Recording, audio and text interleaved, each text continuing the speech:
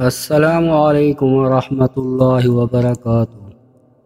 پیارے دوستو، حضرت ابوبکر صدیق رضی اللہ تعالی عنہ 313 بدر والوں میں بھی شامل ہیں، 10 یعنی عشرہ مبشرہ میں بھی شامل ہیں، 4 خلفائے راشدین میں بھی شامل ہیں، حضور صلی اللہ علیہ وسلم کے ساتھ غار میں رفیق ہونے کا شرف پانے میں بھی شامل ہیں۔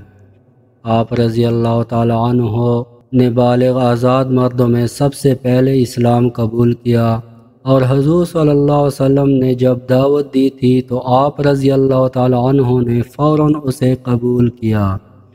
اس طرح سابقین اور اولین میں بھی شامل ہوئے۔ آپ رضی اللہ تعالی عنہ اسلام کے سب سے پہلے خلیفہ ہیں۔ آپ رضی اللہ تعالی عنہ کا اسلامی نام عبداللہ، کنیت ابو بکر، لقب صدیق اور عتیق ہیں۔ نبی کریم صلی اللہ علیہ وسلم نے جب قریش کو معراج کا واقعہ بتایا تو قریش نے اس کی تکذیب کی، جبکہ ابو بکر رضی اللہ تعالی عنہ نے تصدیق کی۔ چنانچہ حضور صلی اللہ علیہ وسلم نے آپ رضی اللہ تعالی عنہ کی اس تصدیق کی وجہ سے آپ رضی اللہ تعالی عنہ کو صدیق کا لقب دیا۔ ابن سعد سے روایت ہے کہ جب معراج میں آپ صلی اللہ علیہ وسلم کو آسمانوں کی سیر کرائی گئی تو آپ صلی اللہ علیہ وسلم نے جبرائیل علیہ السلام سے کہا کہ میری اس سیر کو کوئی تسلیم نہیں کرے گا۔ جبرائیل علیہ السلام نے عرض کیا، آپ کی تصدیق ابو بکر رضی اللہ تعالی عنہ کریں گے کیونکہ وہ صدیق ہیں۔ نبی اکرم صلی اللہ علیہ وسلم نے ابو بکر رضی اللہ تعالی عنہ سے فرمایا، تم جہنم سے آزاد ہو۔ تب سے آپ رضی اللہ تعالی عنہ کا لقب عتیق ہو گیا۔ آپ رضی اللہ تعالی عنہ حضور صلی اللہ علیہ وسلم سے تقریباً 2 سال کچھ مہینے چھوٹے تھے۔ آپ رضی اللہ تعالی عنہ کا سارا گھرانہ مسلمان ہو گیا۔ والد ابو قحافہ رضی اللہ تعالی عنہ فتح مکہ کے موقع پر ایمان لے آئے۔ آپ رضی اللہ تعالی عنہ کی صاحبزادی حضرت عائشہ رضی اللہ تعالی عنہ حضور صلی اللہ علیہ وسلم کے نکاح میں تھیں۔ عمر بن عاص رضی اللہ تعالی عنہ سے روایت ہے کہ رسول اللہ صلی اللہ علیہ وسلم نے انہیں لشکر ذات السلاسل کا امیر مقرر کیا۔ وہ کہتے ہیں تو میں آپ کی خدمت میں حاضر ہوا اور عرض کیا، اللہ کے رسول صلی اللہ علیہ وسلم، لوگوں میں آپ کو سب سے زیادہ محبوب کون ہے؟ آپ نے فرمایا عائشہ۔ میں نے پوچھا مردوں میں کون ہے؟ آپ نے فرمایا ان کے باپ۔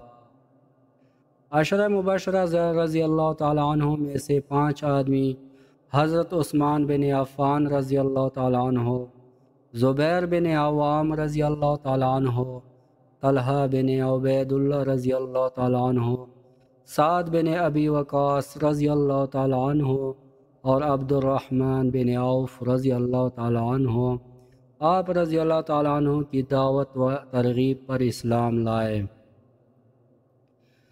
حضرت بلال رضی اللہ تعالی عنہ کو بھی آپ رضی اللہ تعالی عنہ ہی نے خرید کر آزاد کرایا۔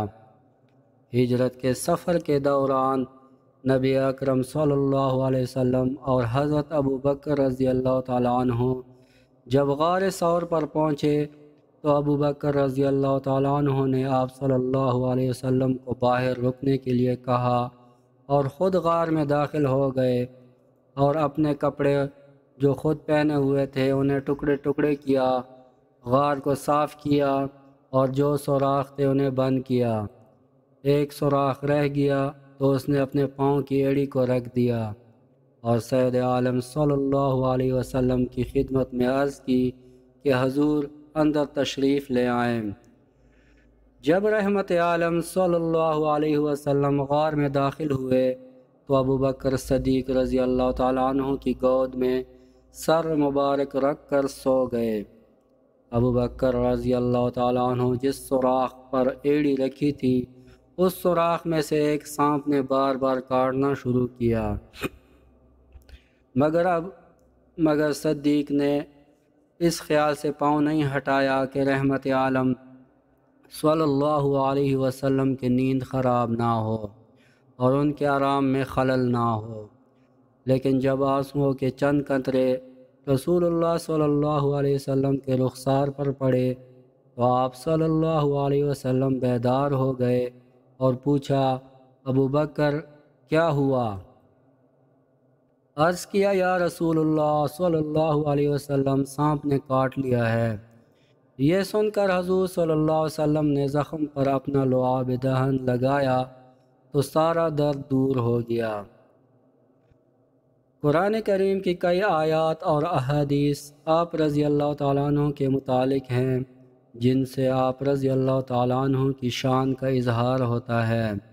رسول اللہ صلی اللہ علیہ وسلم نے فرمایا، کوئی شخص بھی ایسا نہیں جس نے ابو بکر بن ابو قحافہ سے زیادہ مجھ پر اپنی جان و مال کے ذریعہ احسان کیا ہو۔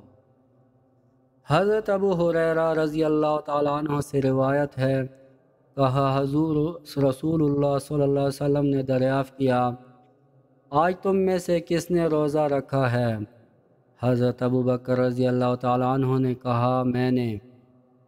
آپ صلی اللہ علیہ وسلم نے فرمایا، آج تم میں سے کون جنازے میں شامل ہوا؟